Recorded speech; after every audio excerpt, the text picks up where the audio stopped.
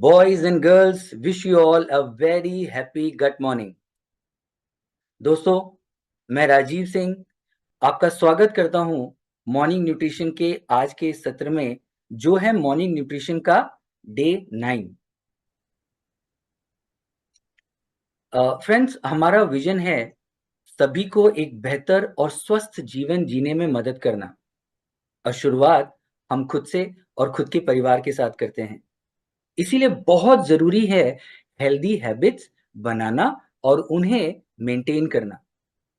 और इसीलिए न्यूट्रालाइट morning nutrition लाता है आप लोगों के लिए रोज एक पावर पैक्ड सेशन। हर सुबह की हम शुरुआत करते हैं कुछ इंटरेस्टिंग हेल्दी टिप्स पाके, और साथ ही साथ कुछ बढ़िया नॉलेज हम लेते हैं जिसे हम अपने रोजाना की दिनचर्या में इस्तेमाल कर सकते हैं। और हाँ, बड़ा इंटरेस्टिंग पार्ट जो मेरा फेवरेट है, recipe of the day, exercise tips, ये हमारे मॉर्निंग सेशन को बना देती है एक कंप्लीट पैकेज। नॉलेज सेशन में कल हमने जाना फैट्स के बारे में। इनफैक्ट मैं आप लोगों से कुछ प्रश्न करना चाहता हूं, आप लोग प्लीज चैट बॉक्स में लिखकर जरूर उत्तर दीजिएगा।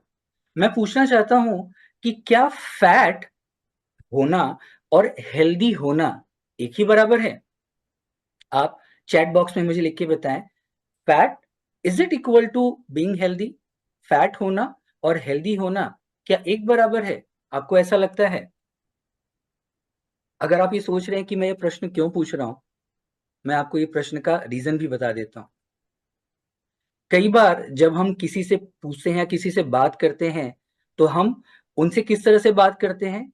हम कहते हैं वही व्यक्ति ना जो थोड़ा सा हेल्दी है, वही बिटिया ना जो थोड़ी सी हेल्दी है। एक्चुअली आप लोगों ने चैट बॉक्स में लिख के भेजा है नो, सभी ने लिखा है नो, फैट होना और हेल्दी होना एक बराबर नहीं होता। लेकिन जब हम किसी के बारे में बात करते हैं, तो हम उस व्यक्ति को फैट कहना पसंद नहीं करते हैं। हम क्या कहते हैं? वो थोड़ा सा हेल्दी है, क्योंकि फैट हमें लगता है बुरा। लेकिन कल के सेशन में हमने जाना कि एक्चुअली फैट होता क्या है, किस तरह से फैट एक इंपॉर्टेंट न्यूट्रिएंट है। ये हमारे शरीर की मैं कहूंगा बैकअप बैटरी के रूप में काम करता है। हमारे शरीर में एनर्जी स्टोरेज, ब्रेन फंक्शन, हम जो न्यूट्रिशन लेते हैं शरीर में उसके बेहतर एब्जॉर्प्शन, हार्मोन प्रोडक्शन, इन सभी चीजों में फैट एक महत्वपूर्ण रोल प्ले करता है। ये हमने कल जाना। साथ ही साथ हमने जाना डाइटरी फैट के बारे में, non essential fats, saturated fat, trans fat के बारे में। उसके अलावा अनसैचुरेटेड फैट्स हमने जाना मोनो अनसैचुरेटेड फैट और पॉली अनसैचुरेटेड फैट के बारे में। पॉली अनसैचुरेटेड फैट जिसे पीयूएफए, पूफा भी कहा जाता है, हमने जाना उसमें ओमेगा 3 और ओमेगा 6 के रोल्स। ओमेगा 3 जो हमें फिश, फ्लैक्स सीड्स, शिया, वॉलनट्स में मिलता है, जिसके बेनिफिट्स हैं कि हमारे हृदय को ये हेल्दी बना के रखता है, एंटी इन्फ्लेमेटरी होता है, ब्रेन फंक्शन में मदद करता है। ओमेगा 6 जो हमें मिलता है अंडों से, सनफ्लावर ऑयल, कॉर्न ऑयल से, फ्लैक्स सीड से, और इसका महत्व होता है कि ये हमारे रोग प्रतिरोधात्मक शक्ति को बेहतर बनाता है, हार्मोन सिंथेसिस में मदद करता है। और हाँ, बहुत जरूरी है कि इस ओमेगा 3 और ओमेगा 6 का सामंजस्य, एक बढ़िया बैलेंस हो। इसका एक बढ़िया अनुपात होता है 1 यूनिट ओमेगा 3 और 2 यूनिट ओमेगा 6, जो रियलिटी में हो जाता है 1 यूनिट ओमेगा 3 और 20 यूनिट के आसपास ओमेगा 6। और इसीलिए महत्वपूर्ण रोल होता है सप्लीमेंटेशंस का, जो कि बहुत इंपॉर्टेंट होते हैं। सो कल के सेशन में हमने इस तरह से बढ़िया बहुत सारी जानकारी पाई। इसी तरह से आज भी हम कुछ इंटरेस्टिंग हेल्थ टिप्स जानेंगे, कुछ जानकारी पाएंगे, रेसिपीज और एक्सरसाइज ऑफ द डे जिसका हम फायदा उठाएंगे, जो कि बड़ा एक यूनिक सपोर्ट हमें मिल रहा है इस कार्यक्रम के जरिए। तो चलिए, मैं आपके और आज के जो हमारे स्पीकर्स हैं उनके बीच में ज्यादा समय नहीं लूंगा। मैं चाहूंगा कि मैं आपको मिलाऊं हमारे अपने फेवरेट, जिन्हें हम प्यार से हमारे अपने एसआरके भी कहते हैं, उनसे मैं आपको वापस एक बार मिलाना चाहूंगा। मैं इनवाइट करना चाहूंगा डॉक्टर श्याम रामकृष्णन, जो हैं director innovation and science India and south east Asia market. ये पीएचडी हैं university of Texas medical branch USA से, पोस्ट डॉक्टरल फेलोशिप के साथ हार्वर्ड मेडिकल स्कूल यूएसए से। ये हमारे साथ रोज जुड़ते हैं कुछ बढ़िया बातें करने के लिए। तो मैं इनवाइट करना चाहूंगा हमारे इस वर्चुअल मंच पे डॉक्टर श्याम को। Doctor Shyam, over to you sir. नमस्कार राजीव एंड नमस्कार सबको मेरे तरफ से। राजीव, आपने बहुत अच्छी बात किया। अगेन आपने जो कल के बाद जो ओमेगा 3 के फूफा की, बहुत बहुत इम्पोर्टेंट। मैंने 4 साल पहले मेरा ब्लड चेक किया था वो रेशियो के लिए, और रेशियो बहुत अच्छी तरह निकल गया था। तो मुझे बहुत खुश खुश हुआ कि मेरा रेजिमेंट, मेरा हैबिट्स मुझे हेल्प कर रहा है। तो थैंक यू राजीव इस बात में रिमाइंड, आज आज फिर से एक बार रिमाइंड करने के लिए। दूसरी बात है कि आपने हैबिट के बारे में बताया। हैबिट्स बहुत बहुत इम्पोर्टेंट है। तो मुझे दो हैबिट्स बिल्कुल पसंद है। एक है कि मेरा एक्सरसाइज, दूसरा है मेरा सप्लीमेंटेशन। तो सप्लीमेंटेशन में डाइट के साथ, सो ये दोनों मेरा हेल्थी हैबिट्स है। मैं एटलीस्ट मैं तो सोच रहा हूँ कि ये है मेरा हैबिट्स। ऑफ कोर्स नो, आज आज एक बहुत इम्पोर्टेंट चीज हमें डॉक्टर तुषा बेंगर बताएगी। डॉक्टर तुषा है, आपको पता है, एमडी आयुर्वेदा। मैंने खुद उनको इंटरव्यू करके सिलेक्ट किया है। तो मैं बहुत बहुत खुश हूँ कि वो हमारे साथ हैं। और वो इतने हार्ड वर्किंग एमडी है। सुबह मुझे पता नहीं 5 बजे उठते हैं और रात को 10 बजे तो वर्क करती है। क्योंकि उतना उसका लेकिन उनका मुझे पता है, उनका डाइट, उनका उनका रेजिमेंट बहुत रेजिमेंटेड है, मीनिंग डिसिप्लिन्ड है। तो इसके लिए मैं बहुत खुश हूँ कि वो आज हमारे साथ हैं और हमें आज कार्बोहाइड्रेट्स और फाइबर के बारे में कुछ बताएगी। आपको पता है उन्होंने एमडी किए हैं राजीव गांधी यूनिवर्सिटी से, बहुत प्रेस्टिजियस यूनिवर्सिटी बेंगलुरु के। और उनके बहुत सारे एक्सपीरियंस है ट्रीट पेशेंट्स को ट्रीट करने और फिर रिसर्च करने न्यूट्रिजिनोमिक्स में। तो बहुत सारे एक्सपीरियंस है। तो इसके लिए मैं बहुत गर्व से कहता हूँ कि वेरी प्राउड ऑफ हमारे साथ है। लेकिन डॉक्टर तुषा आने से पहले एक हैबिट के बारे में बताऊंगा। वो है मेरा एक्सरसाइज हैबिट। तो मुझे ये याद है कि मेरे दोस्तों मेरे जैसे एक्सरसाइज नहीं करते, लेकिन वो हमें हर वक्त बताते, देखो डॉक्टर श्याम, मैं तो वीकेंड में करता हूँ। देखो मैं 2 दिन में, एक हफ्ते में मैं हर दिन नहीं जा सकते जिम। मैं सिर्फ 2 दिन जाता हूँ। अब मुझे पता है कि वो 2 दिन जाना कितना इम्पोर्टेंट है। और मैं उनको सिर्फ बताता हूँ कि ठीक है, आप अगर 2 दिन जाए हो तो प्लीज ट्राई टू फॉर और एक दिन। लेकिन मैंने एक एक बहुत अमेजिंग स्टडी कल देखा था, तो मैंने सोचा कि आपसे उसके बारे में जरा चर्चा करूं। तो ये मैसाचुसेट्स जनरल हॉस्पिटल में किया था। मैसाचुसेट्स जनरल हॉस्पिटल दुनिया के बहुत बहुत इम्पोर्टेंट, मोस्ट फेमस हॉस्पिटल है। बॉस्टन में है, हार्वर्ड मेडिकल स्कूल के बहुत पास है। वहाँ के डॉक्टर्स हर वक्त यहाँ एमजीएच बोलते हैं, मैसाचुसेट्स जनरल हॉस्पिटल से काम करते हैं। तो मुझे पता है कि वहाँ के स्टडीज हर वक्त मजेदार होते हैं, वेरी इंटरेस्टिंग स्टडीज होते हैं, बहुत कूल। तो उन्होंने देखा कि अलग अलग तरीके से एक्टिव रहना से, अगर आप डिफरेंट वेज, कहीं अलग अलग तरीके से एक्टिव होने के लिए आपके हार्ट और ओवरऑल हेल्थ पे क्या असर पड़ता है, वो उनका एम था। तो बात यह है, इस स्टडी में उन्होंने किया, उन्होंने 2 ग्रुप के लोगों को देखा गया। एक ग्रुप जिसे वीकेंड वॉरियर्स बोलते हैं, उन्होंने अपना ज्यादा एक्सरसाइज सिर्फ 1 या 2 दिन में कर लिया, बस 1 या 2 दिन में पूरा वीक एक्सरसाइज 1 या 2 दिन में। दूसरा ग्रुप अपना एक्सरसाइज पूरी वीक में स्प्रेड करके करता था, जैसे कि मैं तो हर दिन और 6 दिन मैं एक्सरसाइज करता हूँ, राइट। तो मेरे जैसे थे। दोनों ग्रुप ने हर वीक कम से कम हर वीक कम से कम 150 मिनट एक्सरसाइज की, जो लगभग 2 घंटे की फुटबॉल प्ले करना, या डांस प्रैक्टिस करना, या क्रिकेट खेलना। क्रिकेट से जरा तेज होते हैं, लेकिन वैसे 2 घंटे का प्रैक्टिस था, वो बराबर होता था। तो रिसर्चर्स ने तो 90,000 90,000, सोच लो इसका साइज देख लो, 90,000 लोगों का स्टडी किया जिनकी उम्र थी 40 से 17 साल तक। ओके, और उन्होंने इन लोगों की एक्टिविटी को, ये रिस्ट बैंड है, जैसा जैसा मैं ये स्मार्ट वॉच पहनता हूँ, ये रिस्ट बैंड ऐसे एक्टिविटी बैंड से मेजर किया जो बताता था कि ये कितना मूव करते हैं। है?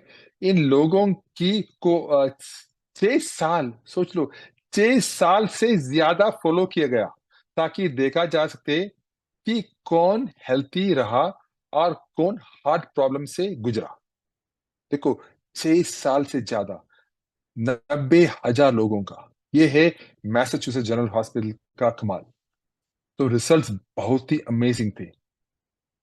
जो वीकेंड वॉरियर्स थे, जो 1 या 2 दिन में काम पूरा एक्सरसाइज मीट करते हैं, और रेगुलर एक्सरसाइज, दोनों ही सीरियस हार्ट प्रॉब्लम जैसे हार्ट अटैक्स, हार्ट फेलियर्स और स्ट्रोक्स के रिस्क को काफी कम करके, पूरा कम कर दिया, और लोगों के कंपेयर टू जो लोग एक्सरसाइज नहीं करते। तो जैसे वीकेंड वॉरियर्स का हार्ट अटैक्स का रिस्क सोच लो, वीकेंड वॉरियर्स का हार्ट, वॉरियर्स मतलब सिपाही, राइट, उनको सिपाही बोलते हैं क्योंकि वो 2 दिन बहुत जोशीले एक्सरसाइज करते हैं, तो उनको वीकेंड वॉरियर्स बोलते हैं। तो 2 दिन, तो उनका हार्ट का रिस्क, हार्ट अटैक का रिस्क 27%, और हार्ट फेलियर का रिस्क 38% कम था। सोच लो, 27% और 38% को रेगुलर एक्सरसाइज का भी लगभग ऐसे ही बेनिफिट था। तो मैं 6 7 दिन काम एक्सरसाइज कर रहा हूँ, उसका बेनिफिट वही था जिन लोग 2 दिन या 1 या 2 दिन वो 150 मिनट मीट करते हैं। ओके, तो ये स्टडी दिखाता है कि अगर आप अपना एक्सरसाइज पूरी वीक में स्प्रेड करते हो या वीकेंड में पैक करते हो, फर्क नहीं पड़ता। राइट, जो इंपॉर्टेंट है वो है कि एक्टिव रहना और मूव करना, बस वही इंपॉर्टेंट है। राइट, तो चाहे आपको स्पोर्ट्स पसंद हो, डांस पसंद हो, क्रिकेट पसंद हो, बाइक राइड या फ्रेंड्स के साथ भागना, बस एक्टिव रहो। राइट, एक्टिव रहना आपको हेल्थी और स्ट्रांग रखता है, और फ्यूचर में आपके हार्ट को बहुत अच्छी तरह से प्रोटेक्ट करता है। तो याद रखो, एक्टिव रहना मजेदार भी है और आपके लिए बहुत अच्छा है। तो जो आपका पसंद है वो करो और मूव करते रहो। आपका फ्यूचर सेल्फ सिर्फ आपको थैंक यू बोलेगा, हर दिन थैंक यू बोलेगा। आपका फैमिली बोलेगा आपको थैंक यू, आपकी चिल्ड्रन बोलेंगे आपको थैंक यू, आपके ग्रैंड किड्स बोलेंगे आपको thank you. Thank you for listening. तो यही था मेरा आज का सोच टीम। तो एक्टिव रहना बहुत इंपॉर्टेंट है। तो चलिए, अब मिलेंगे डॉक्टर तुषार अबिंगर से। Doctor Tushar, stage is yours. Thank you, Dr. Sham. Good evening to you and good morning to everyone.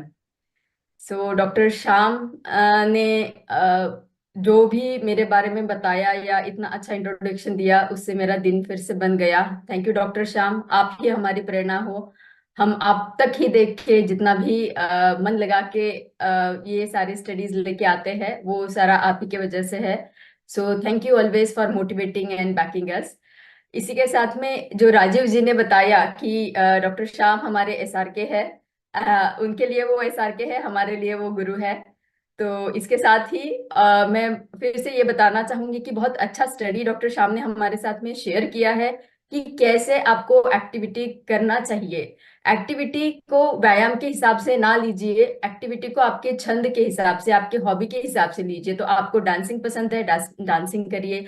आपको शटल खेलना पसंद है, बैडमिंटन खेलना पसंद है, वो करिए और एक्टिव रहिएगा। 2 घंटा डॉक्टर श्याम ने बताया उसका अवधि रहना चाहिए।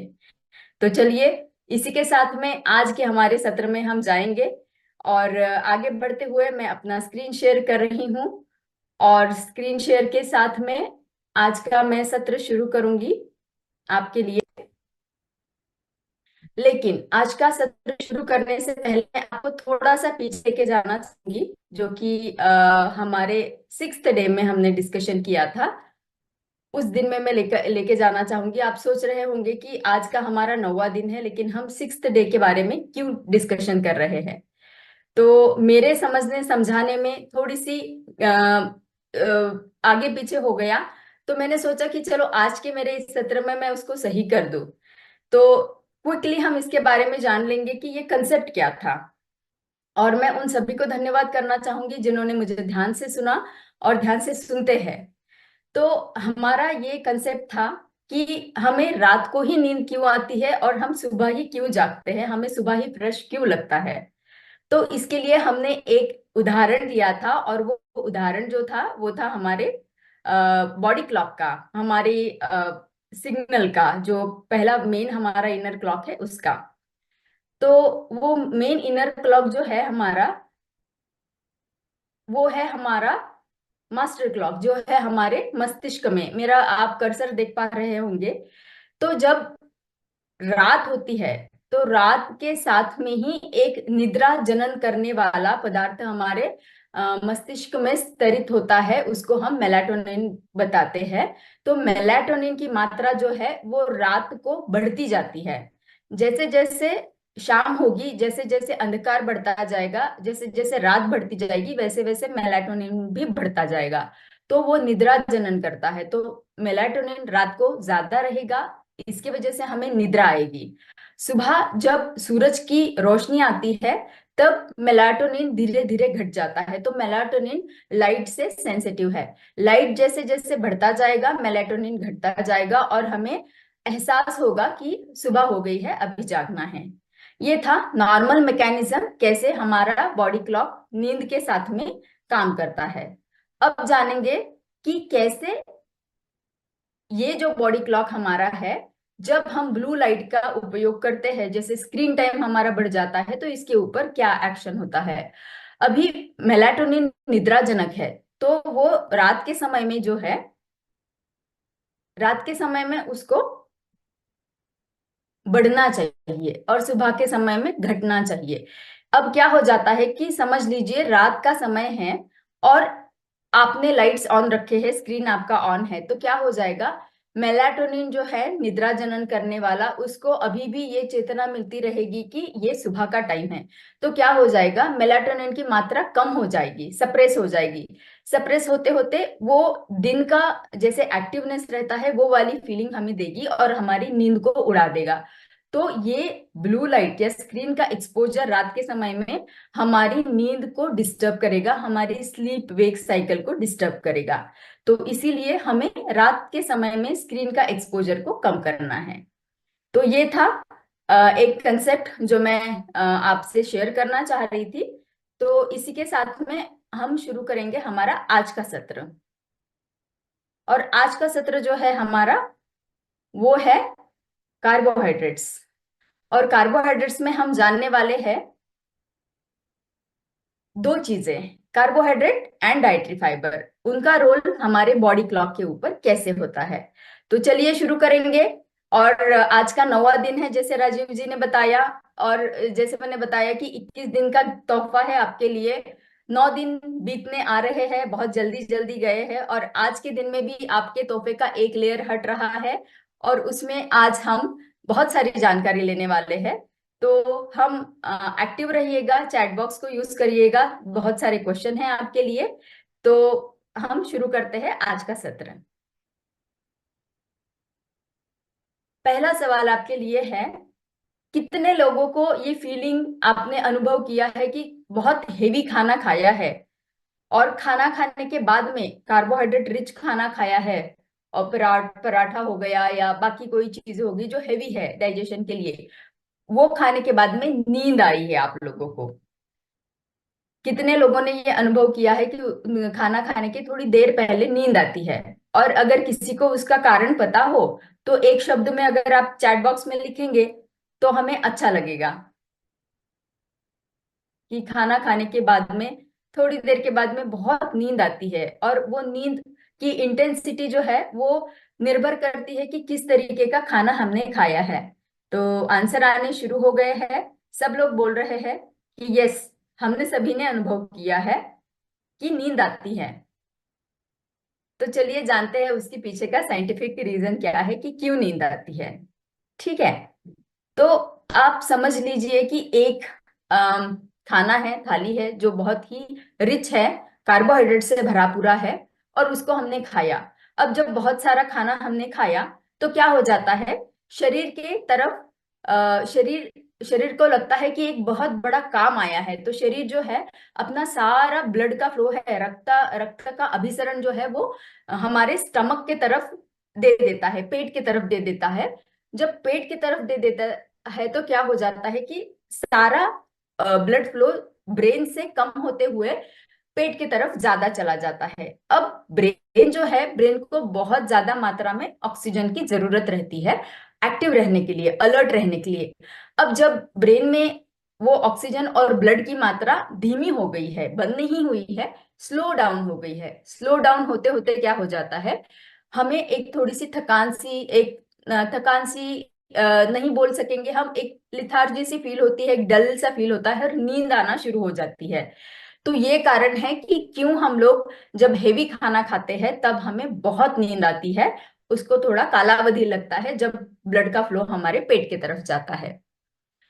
तो इसी के साथ शुरुआत करते हुए हम जानेंगे कि हमारे जो मैक्रोन्यूट्रिएंट है, जो है कार्बोहाइड्रेट, प्रोटीन, फैट, इनका हमारे शरीर के ब्लड ग्लूकोज के ऊपर कैसे परिणाम होता है। तो कार्बोहाइड्रेट को आप देख पा रहे हो जो ग्रीन कलर का है, खा हमने कार्बोहाइड्रेट से भरा पूरा खाना खाया और खून में चीनी की मात्रा जो है वो एकदम से बढ़ गई है। अब एकदम से बढ़ गई है तो क्या होता है, एकदम से बढ़ गई है, उसका कंपैरिजन अगर हम करेंगे तो प्रोटीन जो है हमें धीमी गति से एनर्जी दे रहा है, और ब्लड में जो ग्लूकोज की मात्रा है उसको धीमी गति से रिलीज कर रहा है, और फैट उससे भी ज्यादा धीमी गति से दे रहा है। तो इससे क्या पता चलता है कि अगर हम कार्बोहाइड्रेट ज्यादा खाते हैं या कार्बोहाइड्रेट रिच खाना खाते हो तो हमारे शरीर में जो शुगर की मात्रा है वो एकदम से बढ़ जाती है, ज्यादा बढ़ जाती है। तो ये अच्छा है कि बुरा है, इसके लिए भी एक आपके लिए सवाल है कि अगर ये अगर हमें पता चलता है तो क्या हमें कार्बोहाइड्रेट्स को अवॉइड करना चाहिए। आपका क्या मत है इसके ऊपर? फटाफट चैट बॉक्स को यूज करिए और बताइए कि अगर कार्बोहाइड्रेट हमारे ब्लड में चीनी की मात्रा को एकदम से बढ़ा देता है तो क्या कार्बोहाइड्रेट को अवॉइड हमें करना है, कार्बोहाइड्रेट लेना बंद करना है, हाँ या ना?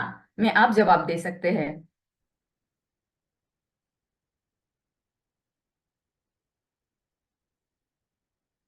तो बलोती जी ने बताया कि नॉट गुड, बैड है हमारे लिए। सपना जी ने भी बताया अवॉइड करना चाहिए, यस बोल रहे हैं सब लोग। बैड है, नहीं लेना चाहिए भी बताया है, एब्सोल्युटली नहीं लेना चाहिए, बैड है। हाँ, त्रिपाठी जी ने बताया कि यस, ओके, कम करना चाहिए।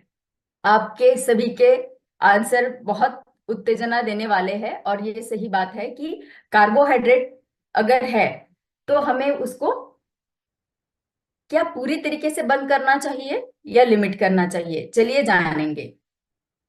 कार्बोहाइड्रेट को हम पूरी तरीके से लेना बंद नहीं कर सकते हैं। क्यों नहीं बंद कर सकते हैं? क्योंकि ब्रेन जो हमारा सबसे वाइटल ऑर्गन है उसकी डिपेंडेंसी हमारे कार्बोहाइड्रेट के इंटेक के ऊपर रहती है, क्योंकि ब्रेन में जो न्यूरॉन्स है उन न्यूरॉन्स को ज्यादा से ज्यादा कार्बोहाइड्रेट की मतलब ग्लूकोज की रिक्वायरमेंट रहती है अपना फंक्शन को नॉर्मल करने के लिए। तो ऐसा ब्रेन एक ऑर्गन है हमारे शरीर में जो कि कार्बोहाइड्रेट के ऊपर निर्भर है, इसीलिए हम कार्बोहाइड्रेट को पूरी तरीके से बंद नहीं कर सकते हैं। दूसरी बात यह है कि कार्बोहाइड्रेट जो है वो हमको क्विकली एनर्जी भी देता है, तो जब हम थके हुए हैं हमें एकदम एनर्जी चाहिए तो कार्बोहाइड्रेट ही अच्छा उपाय रहेगा। तीसरी बात है कि ये हमारे मैक्रोन्यूट्रिएंट जो हमारे शरीर के लिए तीन इंपॉर्टेंट आधार स्तंभ है उसमें से एक है। पहला है कार्बोहाइड्रेट, दूसरा है प्रोटीन, तीसरा है फैट, तो वो इंपॉर्टेंट है हमारे शरीर के लिए। चौथी बात यह है कि हमारे जो फूड प्लेट में है वो रिकमेंडेड है कि एक चौथाई भाग हमारे खाने की प्लेट में कार्बोहाइड्रेट रहना है। तो हमें ये समझ में आया है कि कार्बोहाइड्रेट भले ही शुगर की मात्रा को खून में बढ़ाता है लेकिन हम उसको लेना पूरी तरीके से बंद नहीं कर सकते हैं। अब कार्बोहाइड्रेट के बारे में हमने जाना, हम बात कर रहे हैं उसके बारे में, तो चलिए जानते हैं कार्बोहाइड्रेट क्या है। कार्बोहाइड्रेट एक ऑर्गेनिक कंपाउंड रहता है जो शरीर में घुल मिल जाता है आसानी से, और उसमें कार्बन, हाइड्रोजन और ऑक्सीजन के मॉलिक्यूल रहते हैं। ये हमारे शरीर को एनर्जी देने वाला एकमात्र पहला उपाय है, मतलब बहुत क्विकली देने वाला। प्रोटीन और फैट भी देते हैं, लेकिन कार्ब्स जरा जल्दी देते हैं, और उनसे जो एनर्जी कार्बोहाइड्रेट से हमें मिलती है उसमें ब्रेन और मसल्स ज्यादा से ज्यादा उसको उपयोग करते हैं। और ये बात तीसरी है कि जो कार्बोहाइड्रेट है उसमें शुगर्स, फाइबर्स और स्टार्चेस भी रहते हैं। तो ये इन शॉर्ट हो गया कार्बोहाइड्रेट क्या है, ये हमने यहाँ समझ लिया। आगे चलते हैं। ये स्लाइड मैं आपको एक्सप्लेन करना चाहूंगी, लेकिन इससे पहले आप अगर टाइटल पढ़ते हो, और टाइटल पढ़ने के बाद में आपके माइंड में एक मैकेनिज्म आता है जो हमने पहले भी डिस्कशन किया है, उसका नाम अगर आप चैट बॉक्स में डालेंगे तो मुझे समझ में आएगा कि आपको पहले वाले सत्र में हमने जो इंफॉर्मेशन दी है वो याद है या नहीं। फ्यूल और बॉडी, हमारा एक एग्जाम्पल था कार का, हमने दिया था, और बॉडी का दिया था। तो वो एग्जाम्पल दिया था कि कैसे हमारे शरीर में हम जो चीजें लेते हैं वो हमारे एनर्जी में कन्वर्ट हो जाती है। उसके पीछे एक मैकेनिज्म हमने आपको बताया था। उस मैकेनिज्म का नाम अगर किसी को याद है, यस अरुण, अरुण जी ने बताया है मेटाबॉलिज्म, सबसे पहला आंसर मैं देख पा रही हूँ। संतोष जी ने दूसरा आंसर दिया है, बहुत सही, बहुत सही जा रहे हैं। अनु, अनु जी ने बताया है, दीपक जी ने बताया है, सतिंदर जी ने बताया है, यस चंद्रा जी ने बताया है, प्रार्थना नायर, ठीक है। तो बहुत सारे, राम सागर जी, यस नीलोबा जी, बहुत सारे आंसर आ रहे हैं। खुशी हुई मुझे ये जान के कि जो भी हमने आपको इंफॉर्मेशन पहले दिया है वो आप सभी को याद है। तो यही मेटाबॉलिज्म, हम जब कार्बोहाइड्रेट को लेते हैं तो कैसे हमारे शरीर में घुल मिल के जो हमारे शरीर के लिए फ्यूल बनाता है मेटाबॉलिज्म करके, वो कैसे, ये यहाँ पे हम जानेंगे। क्या हो जाता है जब हम कार्बोहाइड्रेट को लेते हैं, वो हमारे शरीर में फूलता जाता है। एक समझ लो एक माला है मोतियों की जो हमने ली है, और उसको हम स्ट्रेच कर रहे हैं, उसको हम थोड़ा टेंशन दे रहे हैं, तो उसको स्ट्रेच कर रहे हैं, स्ट्रेच कर रहे हैं। एक एक समय ऐसा आता है जब ये मोतियों की माला बिखर जाती है। अब जब बिखर जाती है तो क्या हो जाता है, पेट से वो निकल के एब्सॉर्ब, और ये है हमारा ब्लड स्ट्रीम। तो ब्लड स्ट्रीम के अंदर है, घुल मिल गई है वो, अभी एब्सॉर्ब हो जाती है ब्लड स्ट्रीम में, और ग्लूकोज के फॉर्म में सेल्स में जाना शुरू कर देती है। और सेल्स में ग्लूकोज कैसे जाता है, इंसुलिन के मदद से। तो वो एंटर कर रहा है हमारे सेल्स में, क्योंकि उनको एनर्जी देनी है, सेल्स को एनर्जी देनी है अपना काम करने के लिए। अब अगर आप एक्सरसाइज करोगे तो ये जो ग्लूकोज शरीर में आया है, सेल्स में आया है, ये यूज होता जाएगा। अगर आप एक्सरसाइज नहीं करोगे तो क्या करेगा शरीर, एनर्जी को स्टोर करता जाएगा फैट के फॉर्म में, ठीक है, क्योंकि वो बाद में हमें यूटिलाइज होगा। तो ये हमने समझा कि कैसे हमारा कंजम्पशन कार्बोहाइड्रेट का शरीर में हमारे हमको एनर्जी देता है, और कैसे उसका हम उपयोग कर सकते हैं। अब जानेंगे कि कार्बोहाइड्रेट के क्या प्रकार है। जैसे मैंने बताया कि सिंपल कार्बोहाइड्रेट आप समझोगे तो एक एक जैसे से मोतियों की माला है, तो उसमें अलग कुछ नहीं है, वो ब्रेक करना थोड़ा आसान हो जाता है। कॉम्प्लेक्स जो है उसमें आते हैं स्टार्चेस और फाइबर्स, तो इसमें अलग अलग मोती मोती पिरोए गए हैं जो कि अलग स्ट्रक्चर के हैं या अलग मटेरियल से बने हुए हैं, लेकिन वो है तो कार्बोहाइड्रेट। इसका आसान एग्जाम्पल मैं आपको बताना चाहूंगी कि गेहूं है कार्बोहाइड्रेट, गेहूं है पूरे फॉर्म में। अब हमने गेहूं को पीस दिया, पीस देने के बाद में क्या हो गया कि गेहूं का जो एक आउटर लेयर रहता है वो अलग हो जाता है, वो है फाइबर, ठीक है। उसको हम यूज नहीं करते हैं, उसको हम फेंक देते हैं। एक्चुअली वो हमारे शरीर के लिए बहुत महत्वपूर्ण है। उसको छानने के बाद में जो दूसरा भाग निकलता है वो है हमारा गेहूं का आटा, वो है हमारे स्टार्चेस। अब गेहूं के आटे को और भी ज्यादा रिफाइन हम करेंगे, और भी ज्यादा छानेंगे, तो वो क्या हो जाएगा, मैदा। तो मैदा जो है वो हो गया हमारा सिंपल कार्बोहाइड्रेट। तो चलिए आगे बढ़ते हैं। हमने अभी इसमें तीन भाग जाने हैं ना, कि सिंपल कार्बोहाइड्रेट, कॉम्प्लेक्स, कॉम्प्लेक्स में है स्टार्चेस एंड फाइबर। तो फाइबर को हमें आज डिटेल में जानना है, तो चलिए जानेंगे फाइबर क्या है। तो फाइबर हमारे दो तरीके के होते हैं, एक है सोल्यूबल और दूसरा है इनसोल्यूबल। अब सोल्यूबल को हम समझेंगे एक स्पॉन्ज। स्पॉन्ज जो स्क्वीज होता है और जब फूलता है तो अगर ज्यादा पानी है तो उसको एब्सॉर्ब करके वो फूल जाता है। उसी तरीके से सॉल्यूबल फाइबर जो है पानी में घुल मिल जाते हैं।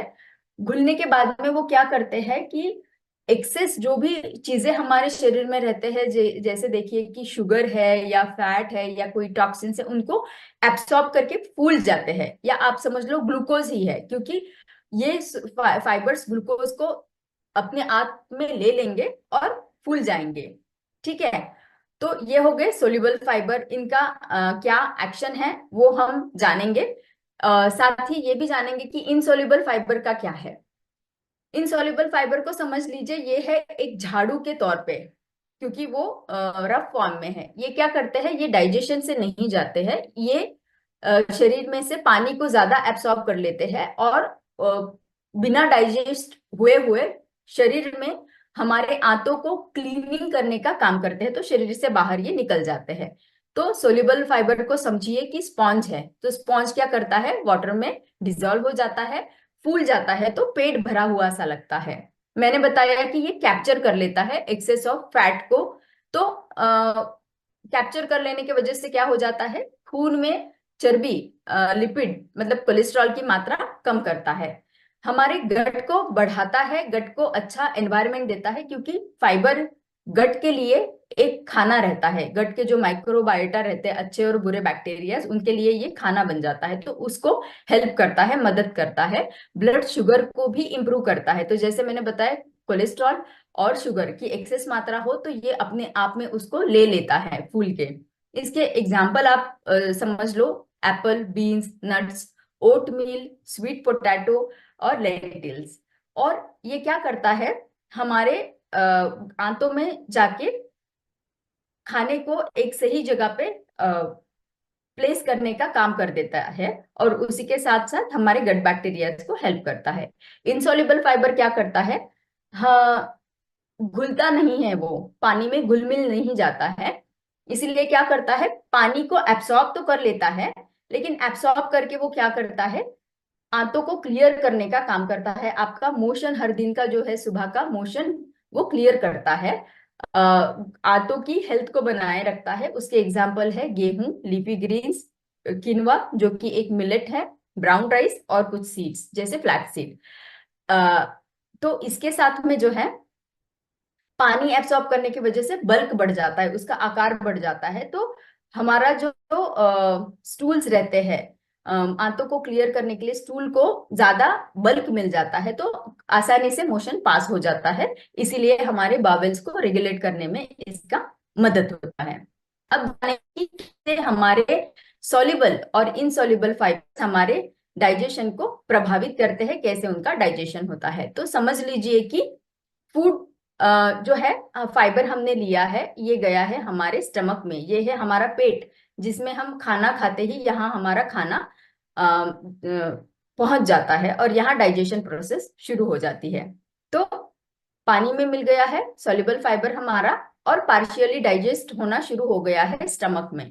अब स्टमक से ये चला जाता है स्मॉल इंटेस्टाइन में। ये जो अंदर का एक पोर्शन है पीला वाला, ये है हमारा स्मॉल इंटेस्टाइन। इसमें क्या हो जाता है कि सोल्यूबल फाइबर जो है एंट्रैप्स दी शुगर, फैट एंड कोलेस्ट्रॉल। जो एक्स्ट्रा शुगर है, एक्स्ट्रा फैट है, एक्स्ट्रा लिपिड, कोलेस्ट्रॉल है, उनको कैप्चर कर लेता, उनको एक बंधन में बांध लेता है, ताकि वो हमारे ब्लड में ना जाए, ताकि हमें उससे ब्लड में ना जाते हुए हमारे शरीर में शुगर, फैट और कोलेस्ट्रॉल की मात्रा ना बढ़े। तो फाइबर लेना कितना महत्वपूर्ण है, क्योंकि वो बाइंड करके मोशन के थ्रू उनको बाहर निकालता है, ब्लड में नहीं जाने देता है।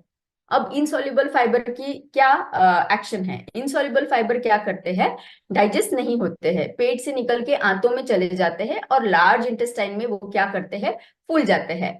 तो फूल जाने के बाद में क्या हो जाता है कि हमारा बावल मतलब स्टूल्स को जो है, फीकल मैटर को जो है बल्क मिलता है, वो बल्की हो जाते हैं, तो मोशन पास होना आसान हो जाता है। तो हमने एक्शन जान लिया, उनका कर्म जान लिया कि वो कैसे करते हैं, और उससे जानेंगे कि हमें फायदे क्या मिलते हैं। पहली बात तो हमारा कंट्रोल कर सकते हैं, वजन अच्छी तरीके से मैनेज कर सकते हैं। दूसरी बात, मेटाबॉलिक हेल्थ के लिए बहुत इंपॉर्टेंट है। तीसरी बात है शुगर को, ब्लड शुगर को मेंटेन कर, जैसे हमने अभी जाना कि वो उसको जगड़ लेते हैं। चौथी बात है हार्ट हेल्थ, जैसे हमने पहले ही जाना है कि कैसे कोलेस्ट्रॉल को भी ये कम करता है। तो ये फायदे देख लिए हमने कॉम्प्लेक्स कार्ब्स की। अब जानेंगे कि फाइबर हमारे आंतों को कैसे मजबूत बनाता है। तो मैंने बताया कि दो तरीके के बैक्टीरिया रहते हैं, गुड एंड बैड। तो गुड वाले हमारे फ्रेंड रहते हैं, हम उनको गट माइक्रोबायोम बताते हैं, लेकिन ये दोनों भी प्रेजेंट रहते हैं। अब इनमें से गुड बैक्टीरिया जो है उनको हमें बढ़ाना है, तो उनको बढ़ाने के लिए फाइबर क्या करता है, फाइबर उनका खाना बनता है, बैक्टीरिया का खाना है फाइबर। जब ज्यादा फाइबर मिलता है तो गुड बैक्टीरिया बढ़ जाते हैं और बेनिफिशियल हो जाते हैं, और धीमे धीमे बैड बैक्टीरिया की मात्रा कम हो जाती है। और जैसे मैंने बताया कि ये आंतों को क्लियर करता है फाइबर, तो आंतों को जब अब क्लैरिटी मिल जाती है, एक पैसेज हमारा क्लियर है, तो क्या हो जाता है, आंतों में जो न्यूट्रिएंट है वो हमारे ब्लड स्ट्रीम में एब्सॉर्ब होना शुरू हो जाते हैं। और क्या करता है फाइबर, ये जो है इंफ्लेमेशन जो है आंतों का उनको कम करता है, कोलेस्ट्रॉल को कम करता है, और हमारे हार्मोन्स को भी बैलेंस करने का काम ये कर सकता है। बाद में जानेंगे कि फाइबर जो है कैसे, हमने अभी जाना कि जो हमारे आंतों के थ्रू टॉक्सिन्स को भी कैप्चर करता है और हमारे सिस्टम से, पेट से बाहर निकाल देता है, तो इसीलिए ये आंतों को स्ट्रांग बनाता है। अच्छा, तो मैंने तो आपको स्लाइड दिखा दी है अभी, तो भी मैं फिर से सवाल पूछना आपको चाहूंगी कि चलिए हमने अब तक तो जाना कि कार्बोहाइड्रेट्स क्या है, फाइबर क्या है, उनके प्रकार क्या है, वो कैसे हमारे डाइजेशन को प्रभावित करता है, क्या क्या फायदे देता है। तो आप अभी ये तो समझ लिया है कि कार्बोहाइड्रेट पूरा बंद नहीं कर सकते हैं, उसको लेना है, लेकिन लेना है तो क्या उसकी क्वांटिटी ही हमें देखनी है या उसकी क्वालिटी भी देखनी है? आप क्या कहना चाहोगे? क्या दोनों जरूरी है, या ओनली क्वालिटी इंपॉर्टेंट है, या ओनली क्वांटिटी इंपॉर्टेंट है? दोनों में से आप किसको चुनना चाहोगे?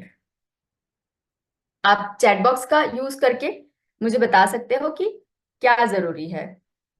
अच्छा, अरुण जी ने बताया कि दोनों जरूरी है, क्वालिटी और क्वांटिटी दोनों भी जरूरी है हमें लेना। ठीक है, अच्छा आंसर है। राइडर जी ने बताया है दोनों नहीं लेना है। अच्छा, both, okay, yes, both, both quality quantity दोनों जानना जरूरी है। सही जवाब है, दोनों जानना जरूरी है। तो चलिए जानेंगे, क्वांटिटी से शुरुआत करेंगे, बाद में क्वालिटी के ऊपर जाएंगे। तो क्वांटिटी की बात अगर हम करते हैं तो मात्रा कितनी रहनी चाहिए कार्बोहाइड्रेट की?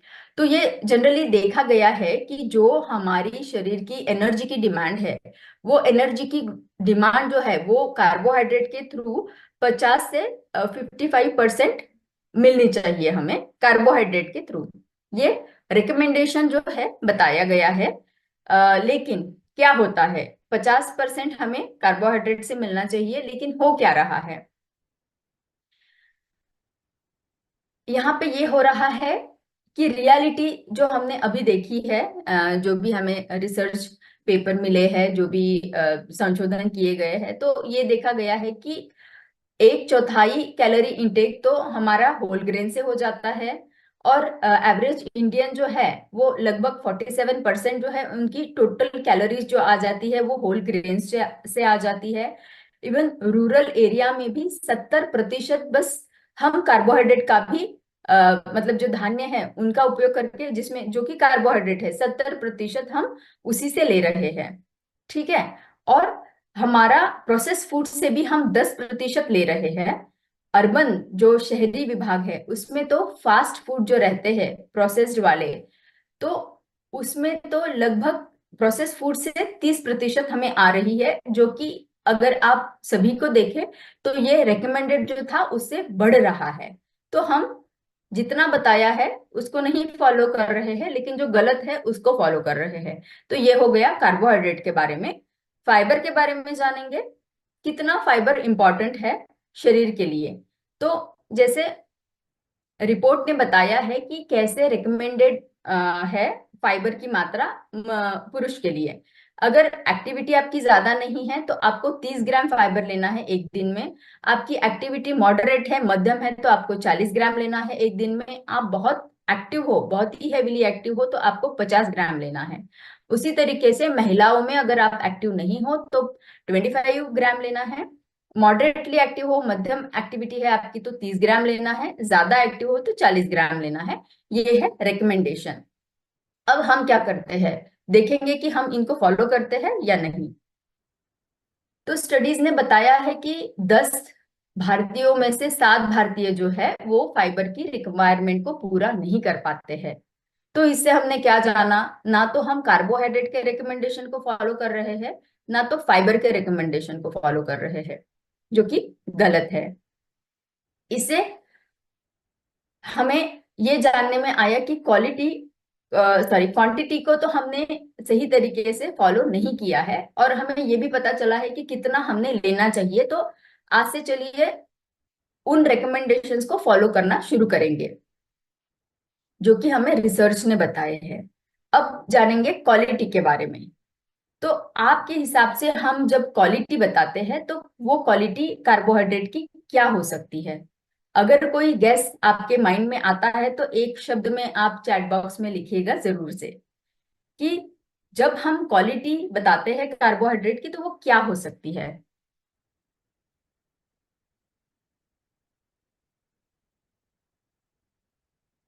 अगर आपके माइंड में क्विकली कोई कंसेप्ट आता है कि क्वालिटी कार्बोहाइड्रेट क्या हो सकते हैं। कॉम्प्लेक्स कार्बोहाइड्रेट सतिंदर जी का पहला जवाब है, बलोदी जी का दूसरा जवाब है, संतोष जी ने कॉम्प्लेक्स बताया है, कमल जी ने दोनों ही बताया है।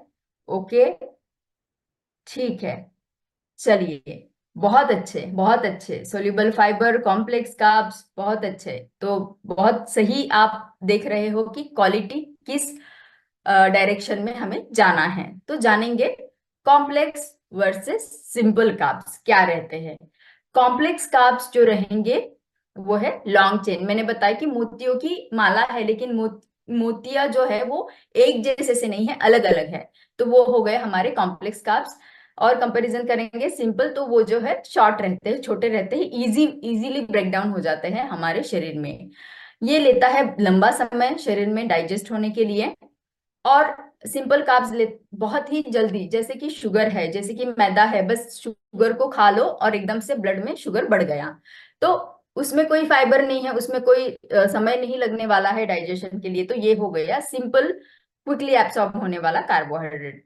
ये जो है हमारे ब्लड में धीमे धीमे बढ़ता है। ये क्या करता है, एकदम से बहुत ही गति से बढ़ जाता है, ब्लड का शुगर बढ़ा देता है। ये क्या करता है, धीमे गति से भी जाता है, और कॉम्प्लेक्स है तो वो शरीर में हमें फुलनेस देता है और लंबे समय तक एनर्जी भी देता रहता है। तो एक भरा भरापन सा हमको लगता है और लंबे समय तक एनर्जी भी मिलती है। लेकिन ये क्या करता है, क्रैशिंग फीलिंग, एकदम से एनर्जी चढ़ गई है, एकदम एक्टिव लगा है, एकदम से डाउन हो गया है, से लाइक एक एक घंटे में, 2 घंटे में हमें लगता है कि मैं तो थक गया हूँ, फिर से मुझे कुछ खाना है। तो उसको बताएंगे जो डाउन हो जाते हैं, फटीग सा लगता है इमीडिएटली, वो है क्रैशिंग फीलिंग। बाद में है कॉम्प्लेक्स जो रहते हैं वो लेस प्रोसेस रहते हैं। सिंपल वाले हमें पता है रिफाइंड रिफाइंड करके वो प्रोसेस होके सिंपल हो जाते हैं। इसमें फाइबर ज्यादा रहता है, इसीलिए ये हमें धीमे धीमे एनर्जी देता रहता है। इसमें फाइबर नहीं रहता है। ये क्या करता है, धीमे हमें एनर्जी देता जा रहा है, लंबे समय के लिए एनर्जी देता जा रहा है, तो हमारा परफॉर्मेंस जो है, हमारी एक्टिविटी जो है वो लंबे समय के लिए बनी रही है। लेकिन सिंपल कार्बोहाइड्रेट में क्या हो जाता है, परफॉर्मेंस जो है एकदम से तो एक्टिव लगता है, थोड़ी देर के लिए आप एक्टिव रहोगे, लेकिन बाद में आपका परफॉर्मेंस डाउन हो जाएगा। फिर क्या है, एंटीऑक्सीडेंट और विटामिन से भरपूर रहते हैं, क्योंकि ये कॉम्प्लेक्स है, उसमें अलग अलग लेयर्स रहते हैं और उनमें भी एंटीऑक्सीडेंट विटामिन रहते हैं। इनमें नहीं रहती है क्योंकि हमने सारी जो लेयर्स है, सारी जो परतें हैं वो हटा दी है। एग्जाम्पल जानने हैं तो वो है कैरेट्स, आपके ब्रेड्स जो है, white bread, banana, brown rice, ये हो गए हैं हमारे, sorry, whole grain bread, sorry. यहाँ आप फिर से समझ लीजिएगा कि कॉम्प्लेक्स का अगर हमें उदाहरण देना है तो कैरेट्स, वेजिटेबल्स में हम बता रहे हैं whole grain bread, not the white bread, ठीक है। तो होल ग्रेन का जो ब्रेड है उसमें थोड़ी मात्रा ये भी रहती है कॉम्प्लेक्स कार्ब्स की। बनाना है, ओट है, ब्राउन राइस है। ब्राउन राइस आपने देखा होगा कि एक लेयर रहता है उसके ऊपर। और उसके कंपैरिजन में सिंपल कार्ब्स के एग्जांपल देखेंगे तो केक है, शुगर है, फ्रूट जूसेस है, कि बस ले लो और इमीडिएटली आपका शुगर बढ़ जाएगा। तो क्वालिटी जब हमें जाननी है, कॉम्प्लेक्स वर्सेस सिंपल हमने जान लिया है, अब जब क्वालिटी हमें और आगे जाके देखना है तो क्या हमें जानना है। एग्जाम्पल लेंगे एक वाटरमेलन का और समझेंगे कि ग्लाइसेमिक इंडेक्स क्या है और ग्लाइसेमिक लोड क्या है। अब इसको जानने के लिए समझेंगे, एक उदाहरण ले लीजिए। एक कार है जो शुरू हुई है और एकदम जलद गति से चली गई है, रुक गई है। वो है हमारा ग्लाइसेमिक इंडेक्स, जो कि बताता है कि कितना जल्दी हमारे रक्त प्रवाह में शुगर का स्पाइक हो जाएगा, शुगर बढ़ जाएगा, कितना स्पीड से बढ़ जाएगा, कितना गति से बढ़ जाएगा। तो उसको जो है 0 से लेके 100 तक मार्क किया गया है, जिसको हम ग्लाइसेमिक इंडेक्स बताता है, बोलते हैं। जो इंडेक्स हमें बताता है कि कोई पर्टिकुलर खाना अगर हम खाते हैं तो वो कितना क्विकली, कितना गतिशील तरीके से हमारी ब्लड शुगर को बढ़ा देगा। तो जितना ज्यादा ग्लाइसेमिक इंडेक्स रहेगा, जितना हाई रहेगा ग्लाइसेमिक इंडेक्स, 100 हाईएस्ट नंबर है। यहाँ पे हमने 80 दिखाया है। जितना हाई है वो उतना अच्छा नहीं है आपके लिए। तो क्या हो जाता है, वाटरमेलन को, पूरे वाटरमेलन को आप अगर लेते हो तो उसका ग्लाइसेमिक इंडेक्स बहुत ज्यादा है, जो कि 80 है। अब समझेंगे क्या है ग्लाइसेमिक लोड। अभी कार हमने जानी है कि जो एक स्पीड से आई है और थोड़े ही डिस्टेंस पे जाके रुक गई है। तो इसने क्या किया, गति तो बढ़ा दी लेकिन वो ज्यादा समय तक चल नहीं पाई है। अब ग्लाइसेमिक लोड को समझ लीजिए कि कार जो कि शुरू तो हुई है लेकिन थोड़ा लंबे समय तक जा पा रही है, क्योंकि उसमें कार्बोहाइड्रेट है, एनर्जी है। तो ग्लाइसेमिक लोड जो है वो हमें समझ में आता है। ग्लाइसेमिक, ये कैलकुलेशन है ग्लाइसेमिक इंडेक्स का और कार्बोहाइड्रेट की मात्रा का, कि हम जो खाना खा रहे हैं उसमें ग्लाइसेमिक इंडेक्स उसका कितना है, कि वो कितना जल्द हमें शुगर को बढ़ाएगा और कितना दूर तक लेके जाएगा, मतलब कार्बोहाइड्रेट की मात्रा उसमें कितनी है। तो एक पूरा वाटरमेलन का ग्लाइसेमिक इंडेक्स बहुत ज्यादा है, लेकिन जब आप उसको एक पीस में लोगे, उसका बस एक पीस आप लेने वाले हो, तो वो जो सर्विंग है वो बताती है हमें कि उसका ग्लाइसेमिक लोड, मतलब जो शरीर में घुलनशीलता है उसकी, वो कम करते हुए वो जो है थोड़ा लंबे समय तक हमें एनर्जी देता है। तो ये 5 जो इसका नंबर है इंडिकेशन, ये है लो की तरफ। तो पूरा वाटरमेलन का इंडेक्स, ग्लाइसेमिक इंडेक्स ज्यादा है, लेकिन एक सर्विंग अगर हम उसका लेते हैं वाटरमेलन का तो उसका ग्लाइसेमिक लोड कम है, तो हम उसका आनंद ले सकते हैं छोटी मात्रा में लेते हुए। तो सर्विंग को हमें देखना है, एज अ होल नहीं देखना है। तो चलिए जानते हैं थोड़ा डिटेल तरीके से कि ग्लाइसेमिक इंडेक्स जो है ये मेजर है समझने के लिए कि कितना जल्द गति से हमारे शरीर में, हमारे ब्लड में शुगर की मात्रा बढ़ जाती है। और उसका रेफरेंस जो है, मतलब इसको कोई भी खाने को किसके साथ में कंपेयर किया गया है, तो उसको ग्लूकोज के साथ में कंपेयर किया गया है कि एक ग्लूकोज का पाउडर अगर हम लेते हैं तो कितना जल्दी हमारा शुगर बढ़ता है खून में। और कोई पर्टिकुलर खाना अगर हम खाते हैं तो उस वो कितना जल्दी हमारा शुगर को बढ़ा देते हैं। तो जिसमें फाइबर रहेगा वो थोड़ा कम मात्रा में शुगर को बढ़ा देगा। तो ये जो है लो हम समझेंगे 0 से 55 तक, मीडियम ग्लाइसेमिक इंडेक्स से 55 टू 69 तक, 70 से अगर ऊपर है तो वो हाई है। ग्लाइसेमिक लोड क्या है, ग्लाइसेमिक लोड हमें दोनों चीजों को बताता है। ये बताता है क्वांटिटी भी कार्बोहाइड्रेट का और क्वालिटी भी कार्बोहाइड्रेट का। तो ये जो है हमें एक एक्यूरेट मेजर बताता है कि कैसे एक पर्टिकुलर चीज को एक पर्टिकुलर मात्रा में हम अगर लेते हैं तो वो मात्रा जो है वो हमारे शरीर में ब्लड के शुगर को कैसे बढ़ाएगी और कैसे धीमी तरीके से बढ़ा सकती है। तो जो जो चीजें ग्लाइसेमिक लोड जिनका 110 तक है वो लो बताई गई है, जो हमारे लिए अच्छी मानी गई है। बाद में 11 से 19 अगर है तो वो मीडियम ग्लाइसेमिक लोड बताया गया है। जो 20 से ऊपर है उनको हाई ग्लाइसेमिक लोड बताया गया है। तो लो ग्लाइसेमिक लोड रहना, लो ग्लाइसेमिक इंडेक्स रहना कभी भी हमारे लिए अच्छा समझना चाहिए। तो जानेंगे कि ग्लाइसेमिक इंडेक्स, ग्लाइसेमिक लोड हमने जान लिया, लेकिन हमारी रोज की जिंदगी में हम जो चीजें बहुत ही फ्रिक्वेंटली खाते हैं, जो कि हमारा ब्रेकफास्ट है, क्या उनका ग्लाइसेमिक लोड, उसका ग्लाइसेमिक लोड क्या, सॉरी ग्लाइसेमिक इंडेक्स क्या ज्यादा है या कम है। तो white bread, bread butter jam बहुत सारे लोग खाते हैं। तो उसका ग्लाइसेमिक इंडेक्स ज्यादा है। मार्केट में बहुत सारे आते हैं सीरियल्स जो बताते हैं, आप देख पा रहे हो यहाँ पे, तो वो उसका भी कितना है, 80 से ज्यादा है, तो ये वेरी हाई है। इडली जो कि ज्यादा उसमें कंपेरेटिवली हेल्दी मान सकते हैं हम, क्योंकि उसमें उतनी ही मात्रा में हमने दालें भी डाली रहती है, तो वो फर्मेंटेड भी रहता है, तो हेल्दी माना जाता है। लेकिन उसमें आपको जो है कोई और चीजें ऐड करनी चाहिए, जैसे वेजिटेबल, जो हेल्प करेगा हमारे ग्लाइसेमिक इंडेक्स को कम करने के लिए। इंस्टेंट ओट्स समय तो बचा लेगा, लेकिन ग्लाइसेमिक इंडेक्स को बढ़ा देगा। तो ये हो गए एग्जाम्पल, थोड़ा आई ओपनिंग है कि कैसे हाई ग्लाइसेमिक इंडेक्स वाला खाना हम रोज खाते हैं। तो इसको बदलने की जरूरत है, इसको मॉडिफाई और इम्प्रोवाइज करने की जरूरत है। इम्प्रोवाइज कैसे करना है ये मैं आपको आगे बताने वाली हूँ, लेकिन फिर से समझ लेंगे कि क्या हो जाता है जब हम हाई ग्लाइसेमिक इंडेक्स लेते हैं और जब हम लो ग्लाइसेमिक इंडेक्स लेते हैं। तो लो ग्लाइसेमिक इंडेक्स का खाना अगर खाते हैं तो समझ लीजिए कि एक फव्वारा है गार्डन का, जो कि धीमे धीमे पौधों को पानी दे रहा है। तो क्या होगा, धीमे धीमे जा रहा है तो पौधे भी उसको ले पा रहे हैं और वो फल फूल रहे हैं।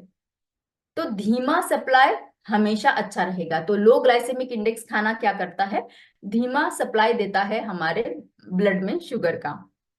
उसी के विरुद्ध देखेंगे तो हाई ग्लाइसेमिक इंडेक्स वाला खाना क्या करता है, क्विकली आपके शरीर में चीनी की मात्रा रक्त में बढ़ा देता है। तो ये हाई पावर वाले फव्वारे के जैसे समझ लो कि जिसने ना एकदम से पानी दे दिया है हर जगह, और प्लांट तो उसको ले नहीं पाए हैं, तो प्लांट तो बढ़ने की जगह कीचड़ ही निर्माण हो गया है। तो ये हमारे शरीर को मदद नहीं हो पाई है, हानि हुई है बल्कि। तो ये हमें समझना बहुत इंपॉर्टेंट है। आगे जानेंगे कि ये अगर इम्पैक्ट होते हैं हमारे शरीर के ऊपर, अगर हम कीचड़ बता रहे हैं हो रहा है, पोषण नहीं दे पा रहा है और हेल्थ इम्पैक्ट दे रहा है नेगेटिवली, तो क्या होता है। सिंपल स्टार्च जब हम लेते हैं तो हमारा ये तो हाई ग्लाइसेमिक इंडेक्स है, वो तो हाई रहेगा हमेशा। उससे क्या होगा, शरीर में ब्लड में जो है रक्त में हमारे शुगर की मात्रा एकदम से बढ़ जाएगी, एनर्जी भी बढ़ जाएगी। लेकिन एनर्जी के साथ साथ में तभी के लिए आपको हाई एनर्जी लगेगी, बहुत भरपेट खाना है, खाया है ऐसे लगेगा, लेकिन उतना ही इमिडिएटली एनर्जी और सटाइटी दोनों भी ड्रॉप डाउन हो जाएगा, दोनों भी सडनली कम हो जाएंगे। इंसुलिन का रेजिस्टेंस बन जाएगा, क्योंकि जब आप एक साथ इतना ट्रैफिक जाम कर रहे हो तो सेल उसको ले नहीं पाएगा। इंसुलिन जो है वो एक्टिव नहीं रहेगा, रेजिस्ट करेगा, और वो ग्लूकोज को जो है वो सेल्स में एंटर नहीं होने देगा। साथ ही साथ वो नेक्स्ट क्या इम्पैक्ट करता है, आपके वजन को भी बढ़ाता है, आपके फैट को भी बढ़ाता है, और आपके मसल मास को भी रिड्यूस कर देता है, मसल मास को बढ़ने नहीं देता है। और मेटाबॉलिक कंडीशंस, मतलब जैसे धीमे धीमे शुगर की मात्रा अगर ब्लड में बढ़ती जाती है तो दूसरे दूसरे मेटाबॉलिक कंडीशंस आते हैं, मेटाबॉलिज्म नहीं हो पाता है सही तरीके से, तो उसके वजह से जो भी कंडीशंस आते हैं हेल्थ के इश्यूज, उसको हम मेटाबॉलिक कंडीशंस यहाँ बताएंगे। आगे जानेंगे कि अगर ये हानिकारक है, जैसे मैंने बताया कि इस तरीके का अगर आप लेते हो सिंपल कार्ब्स या कार्ब्स जो कि रिफाइंड है, तो वो हमें नुकसान कर रहा है। तो क्या कोई तरीके हैं, अगर आपके माइंड में कोई तरीके आते हैं तो आप मुझे सजेशंस दे सकते हैं चैट बॉक्स में, और उसके बाद में मैं जो है मैं आपको बताऊंगी कि कौन से दूसरे तरीके हैं जो हमें बहुत ही फायदेमंद रह सकते हैं हमारे स्टार्चेस को यूज करने के लिए। तो आपको आपके फेवरेट फूड को कॉम्प्रोमाइज नहीं करना है, लेकिन आपको उसका आनंद भी लेना है, लेकिन कैसे हेल्दी तरीके से हम ले सकते हैं। ठीक है, चंद्रा जी ने बताया है कि कॉम्प्लेक्स कार्ब्स को अगर हम यूज करेंगे तो हम उसका आनंद भी ले पाएंगे, और सिंपल कार्ब्स को उसके बदले मतलब एक्सचेंज कर सकते हैं, उसके बदले में जहां रिप्लेस करेंगे हम कॉम्प्लेक्स को यूज करेंगे और सिंपल को रोक देंगे। वेजिटेबल्स विजयन जी ने बताया है, वेरी नाइस। वियान जी ने बताया है, वेरी नाइस, वेजिटेबल्स ऐड करेंगे, जिससे फाइबर ऐड करेंगे, प्रोटीन ऐड करेंगे, जो मीना जी ने बताया, मीना शर्मा जी ने, संतोष जी ने बताया है प्रोटीन फाइबर्स को ऐड करेंगे। ठीक है, फाइबर सुनील कुमार जी ने बताया है, वेरी नाइस। कोकिला जी ने बताया है, यस फाइबर को मिक्स रहेगा कॉम्प्लेक्स। मोहनलाल जी ने बताया मिलेट्स को ऐड करेंगे, very nice, yes so true. तो जानेंगे कि 3 मेन तरीके हैं, आपको पहले ही जवाब पता है लेकिन थोड़ा उसका साइंस मैं आपको यहाँ बताऊंगी कि 3 तरीके हैं जिससे हम हमारे मील्स को न्यूट्रीफाई कर सकते हैं। एक थोड़ा सा साइंस यहाँ पे है, आसान तरीके से मैं बताऊंगी कि क्या हो जाता है। पहला फॉर्म है, हम इसको साइंटिफिक टर्म में बताते हैं स्टार्च रेट्रोग्रेडेशन। तो स्टार्ची फूड जो है, जैसे हमारा आलू है, हमारा राइस है, हम उसको यूज करेंगे, उसका आनंद लेंगे, लेकिन कैसे? तो उसके पहले जानेंगे कि वो क्या एक्ट करता है जब हम उनको पका रहे हैं। तो आप समझ लो कि आपने आपके राइस को या आपके पोटैटो को पकाया है, तो ये हो गए हैं हीट के साथ में। जब स्टार्च के मॉलिक्यूल्स है, ग्रैन्युल्स है, वो उसके साथ में उसका क्या रिएक्शन होता है? तो स्टार्च के जो ग्रैन्युल्स होते हैं, जब हम उनको हीट कर रहे हैं तो वो पानी लेते हैं, लेते हैं, लेते हैं, ले रहे हैं, एब्सॉर्ब हो रहा है, फूलते जा रहे हैं, फूलते जा रहे हैं। तो एक ऐसा स्टेज आता है कुकिंग के टाइम पे कि वो बर्स्ट हो जाते हैं। और बर्स्ट होके क्या हो जाता है, वो जिलेटनाइज हो जाता है, क्योंकि उसमें से मॉलिक्यूल निकले हैं, और मॉलिक्यूल निकल के जो पानी का अंश था उसको उसने थिक बना दिया है। उसको हम जिलेटनाइजेशन बताते हैं। बहुत हम सभी को पता है कि जैसे साबूदाना है, बहुत सारे लोगों को साबूदाना पता होगा। जब हम खीर बनाते हैं तो थिक बन जाता है। कैसे थिक बन जाता है? फूलता है, बर्स्ट हो जाता है और पानी को थिक बनाता है, तो हमको खीर जो है गाढ़ी मिलती है।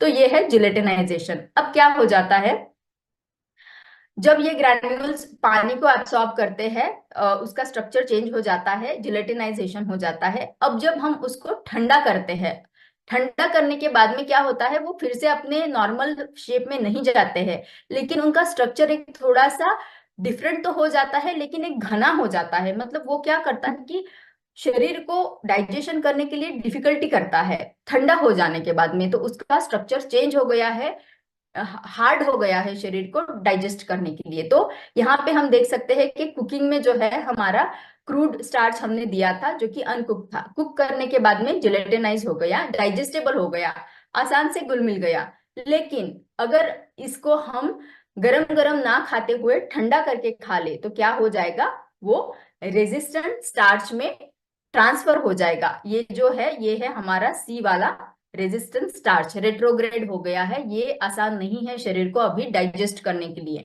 ठीक है, एक एग्जाम्पल पोटैटो का लेते हैं कि जब हमने पोटैटो को कुक कर लिया, जो स्टडी ने बताया है हमें, और फिर उसको ठंडा कर लिया। अब ठंडा करने के बाद में देखा कि ये शरीर में डाइजेशन कैसे करता है, उसका न्यूट्रिशन प्रोफाइल हमें क्या बताता है। तो ये देखा गया कि ऐसा ठंडा किया हुआ अगर पोटैटो हमने यूज किया है तो क्या हुआ है, ये आलू हमें स्टार्च का ब्रेकडाउन इसका आंतों में कम हो गया है, ग्लाइसेमिक इंडेक्स, ग्लाइसेमिक लोड इसका कम हो गया है। और क्या कम हुआ है, इसका स्टार्च का कंटेंट जो है वो टोटली कम हो गया है, और शरीर को जो कार्बोहाइड्रेट अवेलेबल होना था वो भी कम हो गया है। लेकिन क्या बढ़ गया है, अमाइलोज और रेजिस्टेंस स्टार्च, ये दोनों भी चीजें ये है कि ये ऐसे फॉर्म में अभी कन्वर्ट कर दिए हैं इस आलू को, जो कि आंतों को डाइजेस्ट करने के लिए डिफिकल्ट है।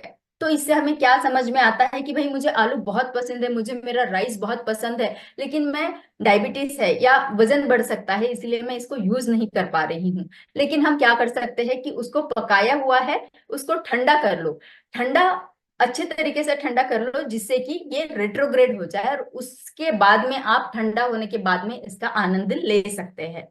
तो ये एक पॉजिटिव हो गया, हमने न्यूट्रिशियस उसको बना दिया है अभी। दूसरा हमारा उपाय है कि कैसे हमारे कार्बोहाइड्रेट न्यूट्रिशियस बनाना है, तो फाइबर ऐड करके, जो कि आप लोगों ने जवाब पहले ही मुझे दे दिया है। तो एक क्लिनिकल स्टडी देखी गई है कि कैसे जब फाइबर को ऐड किया गया है खाने में तो वो हेल्पफुल रहा है। तो आप जैसे ये ग्राफ देख पा रहे हो और ये इमेज आप देख पा रहे हो कि पहले तो उन्होंने दिया सिंपल ग्लूकोज, गया है पेट में, पेट में जाने के बाद में सिंपल ग्लूकोज है, उसमें तो कोई डाइजेशन नहीं चाहिए, वो स्ट्रेट अवे चला गया ब्लड फ्लो में। ये जा रहा है रेड एरोस, ये जा रहे हैं ब्लड फ्लो में। फिर दूसरा कंपैरिजन उन्होंने ये किया कि ग्लूकोज में फाइबर को ऐड कर दिया, अब गया है पेट में। अब जो है पीले वाले है ग्लूकोज और जो स्काई ब्लू कलर वाले हैं वो है फाइबर। अब क्या हो रहा है, आप अगर देखोगे तो वो जो है धीमे तरीके से, क्योंकि फाइबर उसको कवर कर रहा है, और एक छोटा छोटा पीला वाला मॉलिक्यूल जो ग्लूकोज का है, एक छोटा छोटा धीमे धीमे बाहर छोड़ रहे हैं। तो ये दोनों बंदों ने इसको कवर कर लिया है, तो अभी इसलिए क्या वो धीमे से जा रहा है। तो आप ग्राफ में भी ये क्लिनिकल स्टडी का बहुत क्लियरली देख पा रहे हो कि ब्लू ग्राफ जो है वो ओनली ग्लूकोज है जो एकदम से बढ़ गया है, शरीर में ग्लूकोज की मात्रा खून में बढ़ गई है और फिर डाउन हो रही है, कंपेरेटिव टू जिसमें फाइबर है ऑरेंज कलर का, जिसमें कि धीमे बढ़ी है और धीमे धीमे कम होती जा रही है। तो कंपेरेटिवली जब आप फाइबर को ऐड करेंगे तो हमें फटीग कम लगेगा, क्योंकि एनर्जी सस्टेन्ड है, एनर्जी रुकी नहीं है, धीमे धीमे धीमे पर्टिकुलर टाइम के बाद में हमें मिलती जा रही है, तो थकान नहीं महसूस होगी, एनर्जी बनी रहेगी, डाइट की हमारी क्वालिटी अच्छी हो जाएगी और डाइजेशन का फीलिंग भी हमारा अच्छा हो जाएगा। तो ये दूसरा तरीका था। चलते हैं तीसरे तरीके के ऊपर, जो है कि प्रोटीन। तो प्रोटीन क्या करता है? प्रोटीन में भी एक स्टडी देखी गई है कि जो स्क्वायर वाले बॉक्सेस ग्राफ आप देख पा रहे हो, जिसमें जहां मेरा कर्सर है, उसमें क्या है, ये है हमारा ओनली ग्लूकोज जब लिया है तो एकदम से शुगर की मात्रा खून में बढ़ गई है।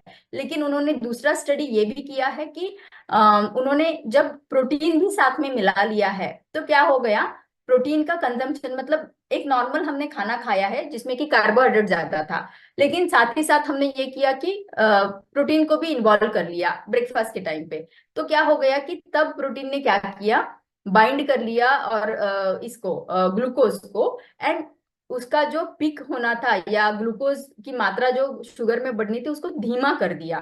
अब धीमा करते करते इतना धीमा कर दिया कि खाने के बाद में भी इसका परिणाम देख पा रहे हैं हम। अब कहाँ तक देख पा रहे हैं?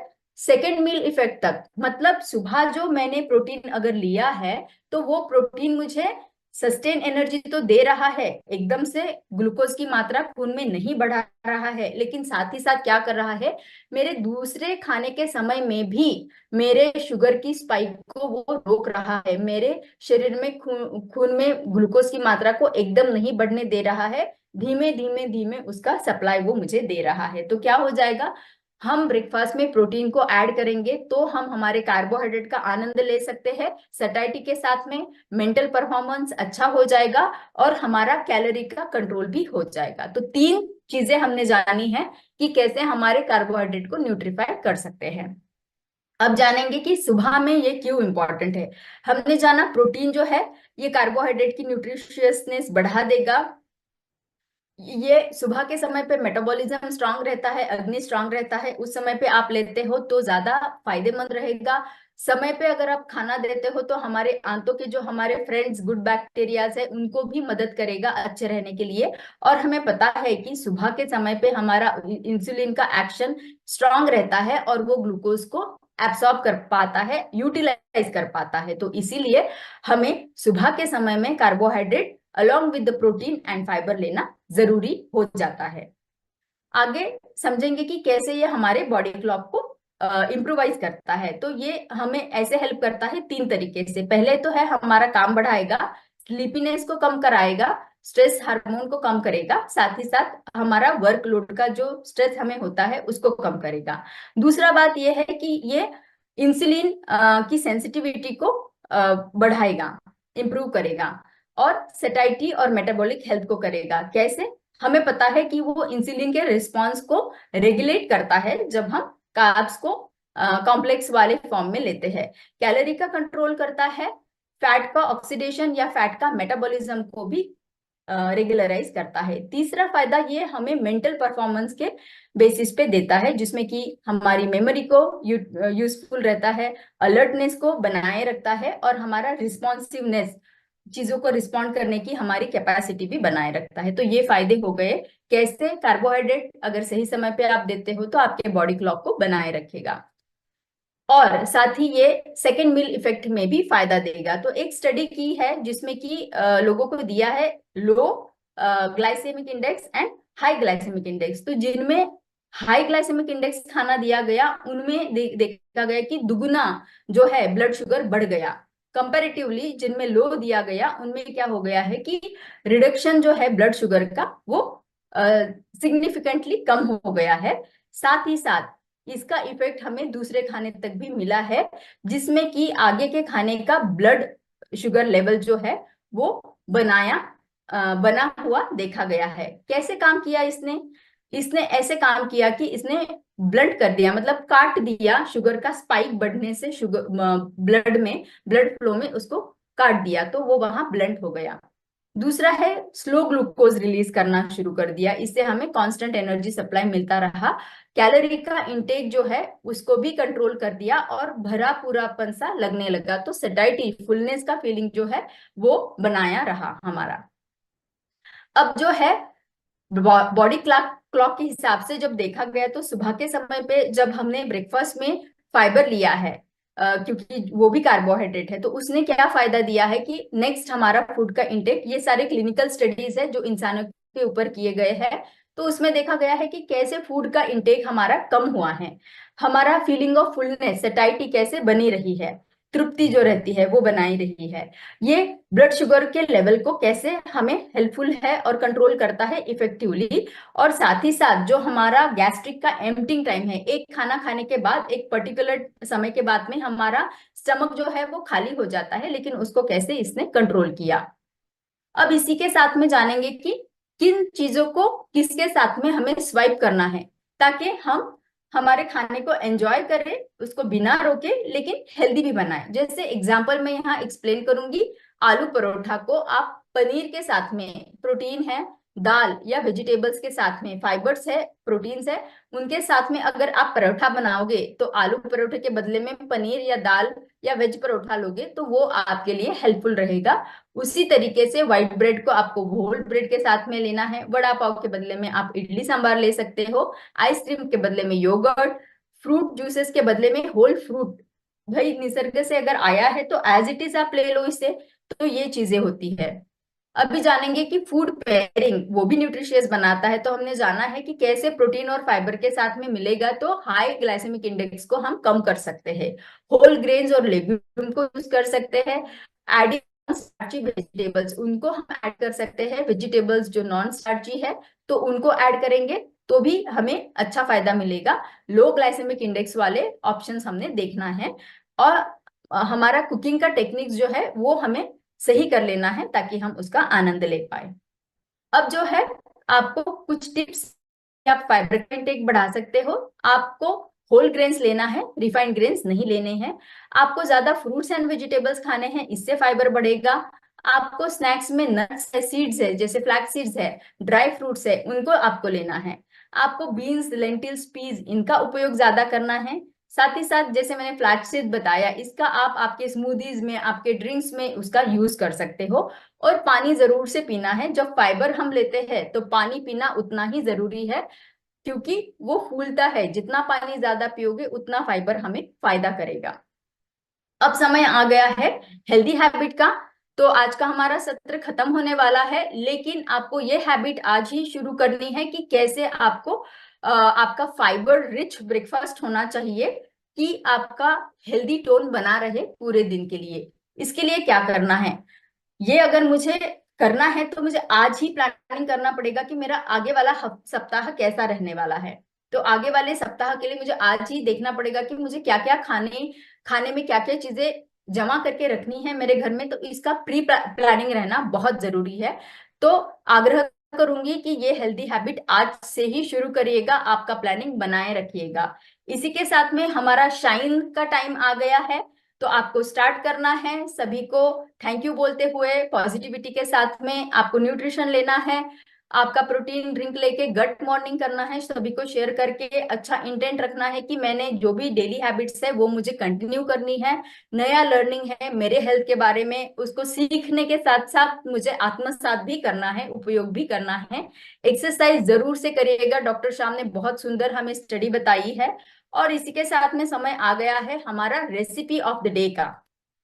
तो मैं आपको आज रेसिपी ऑफ द डे बताना चाहूंगी। तो मैं जाती हूँ मेरे प्रेजेंटेशन के ऊपर, जो है मेरा रेसिपी ऑफ द डे।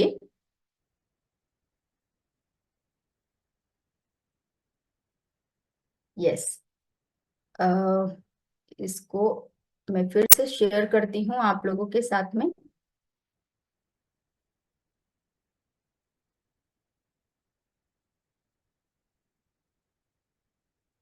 और हम जाने वाले हैं अभी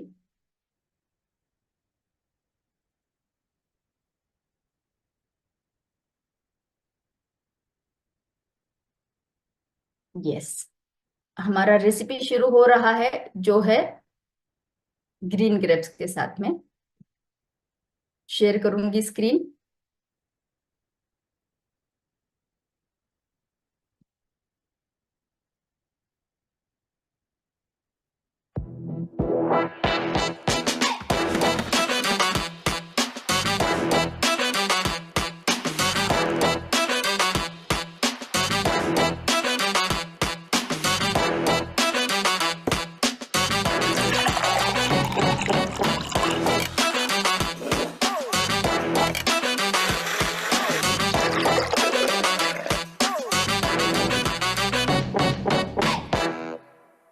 चलिए, तो बहुत ही सुंदर रेसिपी थी। मैंने जैसे अभी आपको बताया कि फ्रूट जूसेस को जो है आपको फाइबर को ऐड करेंगे तो आपके फ्रूट जूस का भी आप फायदा ले सकते हो। और आज की दूसरी रेसिपी जो है वो है हमारी मूंग दाल चीला, एक हेल्दी रेसिपी फिर से।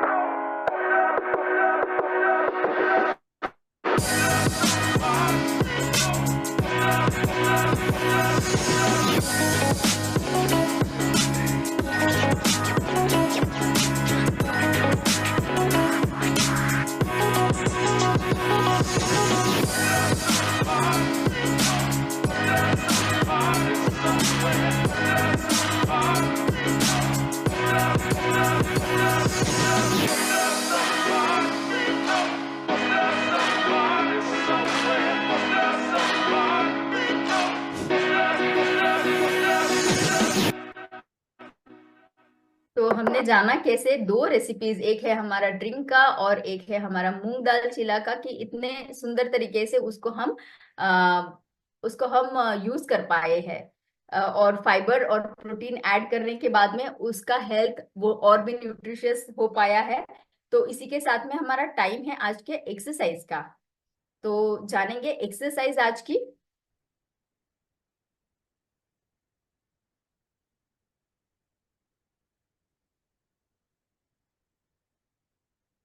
मीनल के साथ। A very happy gut morning everyone। और आज हम सीखने वाले हैं डेड बग। ये कोर वर्कआउट है और बहुत इफेक्टिव वर्कआउट है उन सभी लोगों के लिए जिनको कोर स्ट्रेंथ नहीं समझ आती है, या जिनको समझ नहीं आता है कि कोर होता क्या है। ये आपकी वो सारी की सारी मांसपेशियां हैं जो आपके चेस्ट से लेकर आपके पेल्विक फ्लोर तक रहती हैं, और इनका वर्कआउट हम मैट पे लेट के कैसे कर सकते हैं। तो जिनको स्पाइन में इन्फ्लेमेशन रहती है, बहुत लंबा बैठने के कारण कमर में दर्द रहता है, उनके लिए ये बहुत ही इफेक्टिव होने वाला है। तो आइए मैट पे चलते हैं और सीखते हैं हम आज का वर्कआउट। तो आइए स्टार्ट करते हैं हम अपना आज का वर्कआउट। डेड बग के लिए आप मैट पे लेट जाएंगे, अपने दोनों हाथों को स्ट्रेट ऊपर लेकर आएंगे और अपने लेग्स को 90 डिग्री पे रखेंगे। 90 डिग्री मतलब ना तो ये नीचे गिरेंगी और ना ही इसके ऊपर आप अपने घुटनों को अंदर की तरफ लेकर आएंगे। लेग्स को भी 90 डिग्री पे, हैंड्स को भी 90 डिग्री पे। अब आप अपना opposite hand and opposite leg को पूरा खींचते हुए सीधा नीचे लेकर जाएंगे, फिर वापस सेंटर पे लेकर आएंगे, फिर opposite hand and opposite leg को पूरा खींचते हुए नीचे लेकर जाएंगे और फिर वापस लेकर आएंगे। दिखने में ये बहुत सिंपल है, बट जब आप इसकी प्रैक्टिस करेंगे तो समझ आएगा कि ये सिर्फ आपकी कोर स्ट्रेंथ के लिए नहीं, आपके ब्रेन के लिए भी एक अच्छा सा टीजर है। अगेन स्ट्रेच करते हुए पूरा पीछे और फिर वापस, फिर स्ट्रेच करते हुए पूरा पीछे और फिर वापस। इस तरह से आप 15 रेप्स करते हुए 3 सेट करेंगे डेड बग के। अब इसके अंदर आपकी कोर कैसे एंगेज हो रही है। जब आप इस तरह से स्ट्रेच करते हैं तो आपकी कोर मतलब आपकी चेस्ट से लेकर आपकी लोअर पेल्विक मसल्स तक जितनी भी मसल्स है ना, पूरे अच्छे से खिंच रही हैं। Not just the lower abs, upper abs as well. और इस तरह से जब आप वापस आते हैं और फिर वापस नीचे जाते हैं तो आपके कोर का बहुत ही अमेजिंग वर्कआउट होता है। तो वो सभी के सभी लोग जिनको ये प्रॉब्लम है कि आपका पाउच जो यहाँ पर पोस्ट प्रेगनेंसी या बियर बेली के कारण नहीं जा रहा है, तो ये वर्कआउट बहुत इफेक्टिव होने वाला है। और वो सभी लोग जो हैंड एंड लेग का कोऑर्डिनेशन एकदम से नहीं कर पा रहे हैं, या फिर कमर में दर्द के कारण अभी दोनों हाथ और लेग्स को साथ मूव नहीं कर पा रहे हैं, इट्स एब्सोल्युटली ओके। आप अपने हाथ को नीचे छोड़ सकते हैं और सिर्फ लेग की मूवमेंट से इसको स्टार्ट कर सकते हैं। पूरा स्ट्रेच करते हुए नीचे लेकर जाएंगे, वापस ऊपर, स्ट्रेच करते हुए नीचे, वापस ऊपर। ये बहुत ही सिंपल है लेकिन आपकी कोर स्ट्रेंथ के लिए बहुत इफेक्टिव है। For breathing pattern in dead bug, आप सांस को भरते हुए, लंबी गहरी सांस को भरते हुए डेड बग में आएंगे, सांस छोड़ते हुए स्ट्रेच करते हुए बाहर जाएंगे, फिर सांस भरते हुए अंदर, सांस छोड़ते हुए बाहर, सांस भरते हुए अंदर, सांस छोड़ते हुए बाहर, सांस भरते हुए अंदर और सांस छोड़ते हुए बाहर। अगर आपको ये इजी लग रहा है तो एक इंटेंसिटी अप करके हम एक वर्कआउट कर सकते हैं जो है लेग रेजेस। इसमें आप अपने दोनों पाम्स को अपने हिप्स के नीचे रखेंगे, इनफैक्ट अपने लोअर लंबर स्पाइन में, मतलब अपनी रीढ़ की हड्डी जहां पर आपकी एंड होती है ना, टेल बोन, वहां पर सपोर्ट देंगे इस तरह से, और उसके बाद लेग रेजेस करेंगे। ये लेग रेजेस बहुत ही सिंपल एक्सरसाइजेस होती है बट कोर स्ट्रेंथ के लिए बहुत इफेक्टिव होती है। आप अपनी दोनों लेग्स को खींच के ऊपर लेकर जाएंगे और खींच के वापस नीचे, फिर ऊपर, फिर नीचे, फिर ऊपर और फिर नीचे। इस तरह से आप लेग रेजेस ऐड कर सकते हैं डेड बग के बाद। और लेग रेजेस के रेप्स तो मिनिमम 50 होने चाहिए और सेट्स होने चाहिए मिनिमम 3।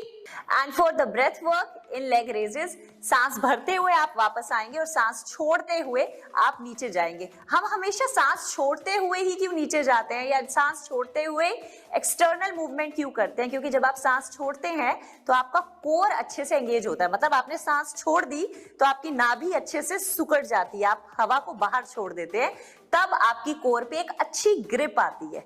फिर सांस भरते हुए वापस, सांस छोड़ते हुए नीचे, सांस भरते हुए वापस, सांस छोड़ते हुए नीचे, भरते हुए, छोड़ते हुए, भरते हुए। इनफैक्ट अगर आप नाक से इस तरह से सांस नहीं ले सकते तो आप मुंह से सांस छोड़ सकते हैं पूरी पावर के साथ, और वापस, वापस, वापस, वापस। आई होप आपको हमारा ये वर्कआउट अच्छे से समझ आ गया होगा और आप अब इसको रेगुलरली करने वाले हैं, at least 2 to 3 times in a week, और तब आप देख सकते हैं an amazing improvement in your core strength. Keep rocking!